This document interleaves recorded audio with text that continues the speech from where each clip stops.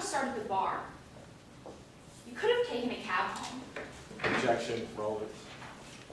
Your Honor, throughout their direct, they created... Why isn't it relevant? Your Honor, whether Danny Dawson could have taken a cab home, whether that possibility was open, as the question was phrased, does not tell us whether Danny Dawson was acting more or less reckless that night. Your Honor, the bar for relevance is very low. It just has to make any fact more or less likely. The defense, on their direct, talked about the reasons that the defendant felt he had to drive that night. By getting into his other options, I'm showing that it's more likely that he drove under the influence rather than utilizing one of these other options that he had. All right, Silver, go ahead. Mr. Dawson, you could have taken a cab home that night. No. Taylor suggested getting one, but Vanessa said we absolutely could not. She said we had to use her car, or her parents would kill her. Mr. Dawson, maybe my question was a little unclear. You were physically capable of getting in a cab that night, weren't you? Oh, of course. And when you got in the car and it started pouring rain, you were physically capable of pulling off to the side of the road. Objection. May I argue? Sure. I need to know, what are you objecting to? I'm objecting to relevance. The other attorney cannot simply ask every single action that was physically capable by Danny Dawson just as a barrier for what LT could have done. This string of questions is not relevant. Your Honor, I'm only asking questions to show the actions that the defendant could have taken to not be reckless the night that he killed Vanessa Sullivan. All right, I want to back up a little bit. Are you contesting all 4 charges of the indictment? We are only contesting the top charge. So you're willing, or you're, for lack of a better term, pleading to counts 2 through 4? Yes. The lesser included? Yes. Okay. Why is this evidence that the defendant was acting extremely recklessly, which is a very bad word. I didn't come up with it. Your Honor, we're showing he was acting extremely recklessly by not taking... Too adverse, isn't it? I agree.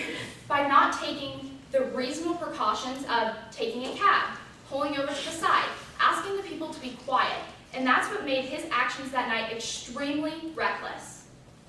But what I think the defense counsel is saying is that you have to show what actions he did take that amount to extreme, I'm going to say extreme recklessness. Yes, Your Honor. Because that's what they use in the real world. What actions did he take that were extreme recklessness? And not what inactions he took? Your Honor. Why does his inaction amount to extreme recklessness? Because in this case, Your Honor, not taking certain actions, not taking precautions, such as pulling over, shows that he took unjustifiable risks. Are you saying that if I fail to do something in my life and somebody ends up dead, that I have to be charged with first-degree murder? No, Your Honor. What we're saying in this... Why is this inaction relevant in his trial? Why does it prove that he was extremely reckless? Your Honor, if you are barreling at 30 miles over the speed limit and you fail to slow down, failing to slow down shows that you are acting recklessly by speeding and not acting reasonably by slowing down. We can use the opposite to prove the fact that he was taking unjustifiable risks and acting recklessly. Give you one more shot. Your Honor, as has been said before, we cannot simply assume that every inaction he could have taken would have been not reckless. For all we know, stopping at that moment could have been more reckless than any other action because of the conditions on the road, and we know it was extremely dangerous. So we ask that he only be judged by actions that he did take, and this is not relevant. I think it's a creative argument that I'm more than happy to have you make to either him or during your closing. But I think it has a little bit of probative value, so go ahead. Objection to the rule. Mr. Dawson, when it started pouring rain, you said it was hard to see. Yeah. And even though it was hard to see, you didn't pull over. No. Mr. Dawson, you said that these people in the back seat, that they were distracting you. They were. Well, if they were distracting you, you still never pulled over. No, I asked him to stop. Mr. Dawson, you were the one in charge of the vehicle. Yeah. And you had been drinking. Yes. You consider yourself a veteran when it comes to having a few drinks and still driving anyway. Yeah. The night of the accident, you didn't just have a few drinks. I'm not quite sure I understand. This time, before you drove, you had more than a few drinks. Well, over the dead. Yeah. I want to talk about just how many drinks you had.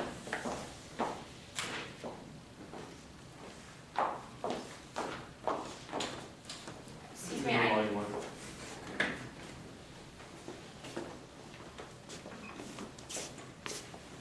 All right, Mr. Dawson, pardon me, I need to look at my list for this. When you first got to the bar, you had a shot. Yeah, with Jordan James. That was drink number 1. After that shot, you had a whiskey and ginger. Yeah, about an hour after.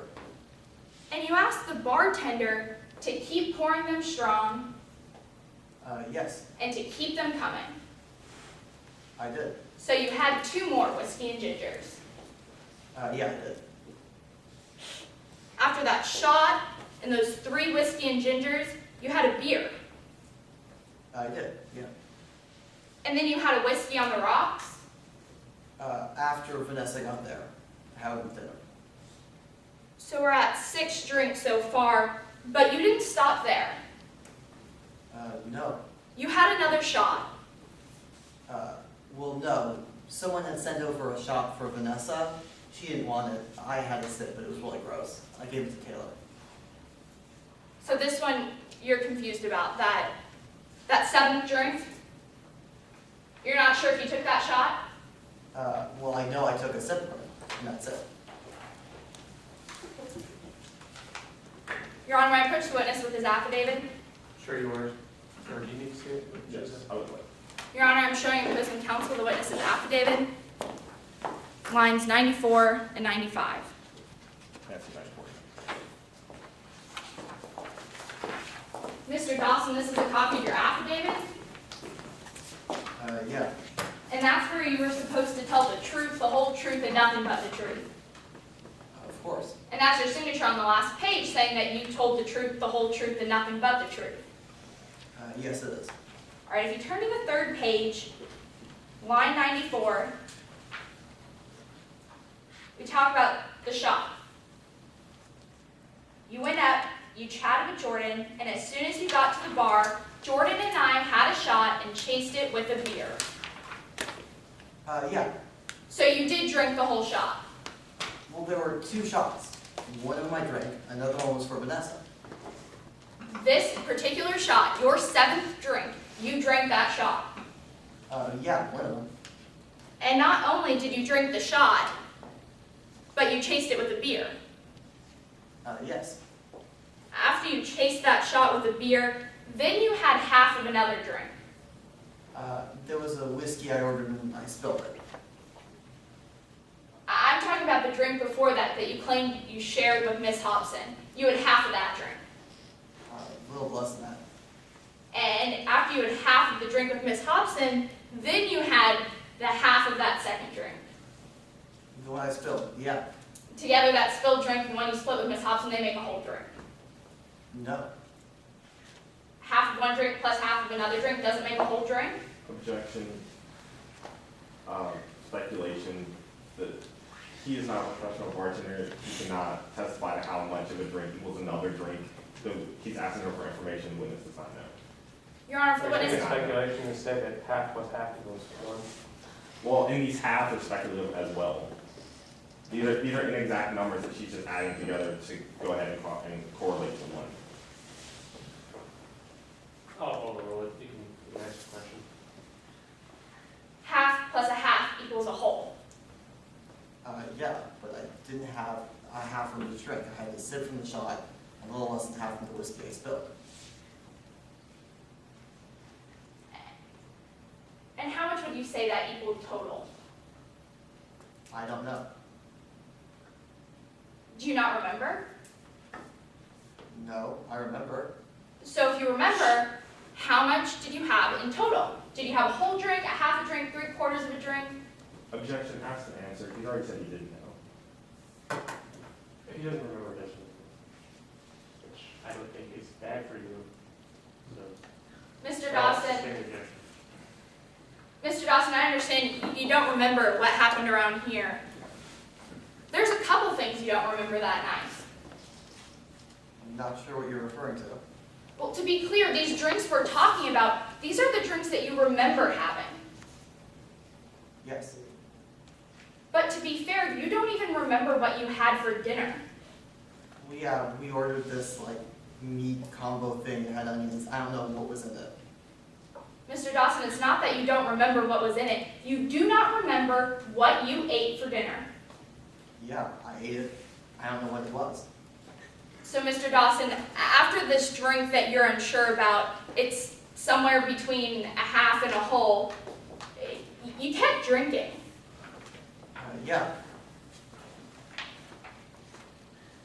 Sorry, I need to flip my list over. Right here, this is when it turned midnight. Right? I'm not sure what the squiggly line is, but... The squiggly line is that drink you don't remember. After that drink you don't remember, it was midnight. At some point it was midnight, yes. Now, you talked a lot on direct about this concept of 1 drink per hour. That's right. You can handle 1 drink per hour. That's right. After midnight, you had 1 drink. You had a drink to celebrate with the band. That was water. Mr. Dawson, the drink that you had after midnight to celebrate with the band, you're telling us it was water? Yes. All right, why don't you open up that athlete again? This time, let's flip to line 112.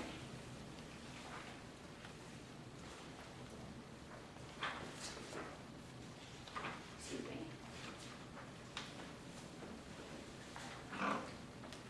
That is on page 4. Yeah. When I pointed to Vanessa and Taylor, the manager smiled and called the band over. And before I knew it, we had drinks in our hands to celebrate the awesomeness of the night. We toasted to great Friday nights, and one of the band members made a comment about Saturday mornings, so it must have been after midnight. You had a drink with the band. Yes. After midnight. Yes. It was water. Mr. Dawson, it didn't say anywhere in that line that that drink was water. No. So, Mr. Dawson, you're telling the jury that the drink that you had with the band to celebrate, the drink that you cheers to, that drink was water? Well, yeah, I'd had some drinks before. I was trying to space myself out.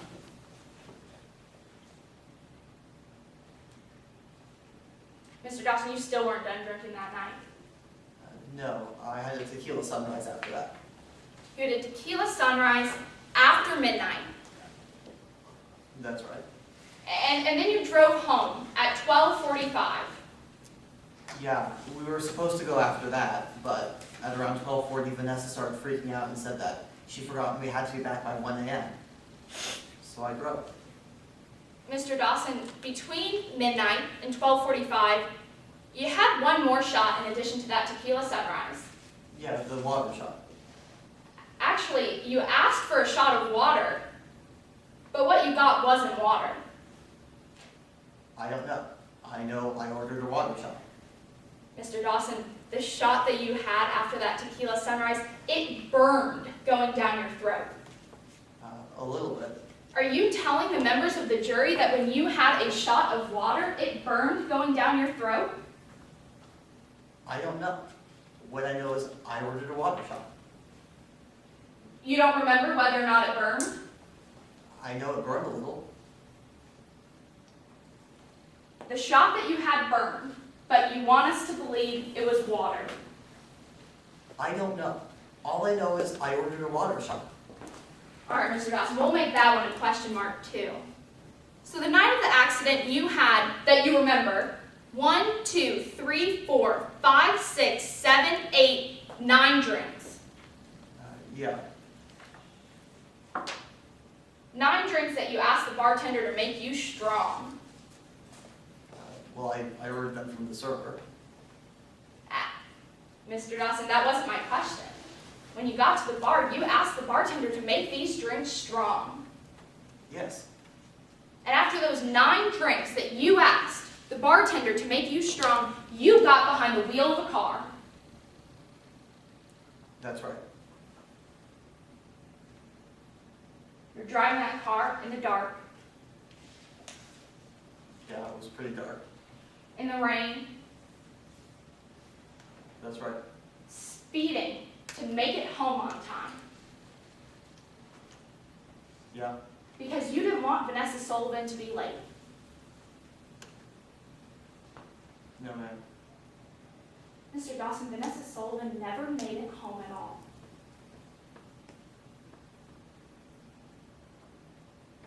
No, she didn't. That's because the car that you were driving slammed into a tree. That's right. The car that you were driving killed Vanessa Sullivan. Yeah, she died.